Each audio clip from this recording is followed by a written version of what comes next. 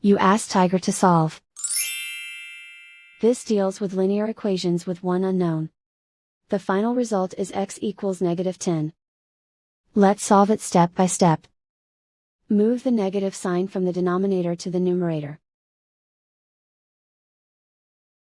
Group all constants on the right side of the equation. Add 4 to both sides. Group like terms. Simplify the arithmetic.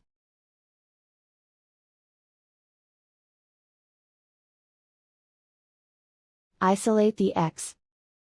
Multiply both sides by inverse fraction 10 over -1.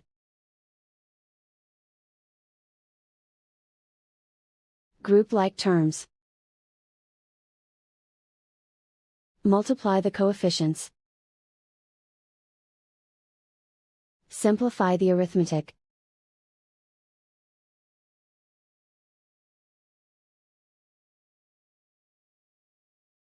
And so the final result is x equals -10.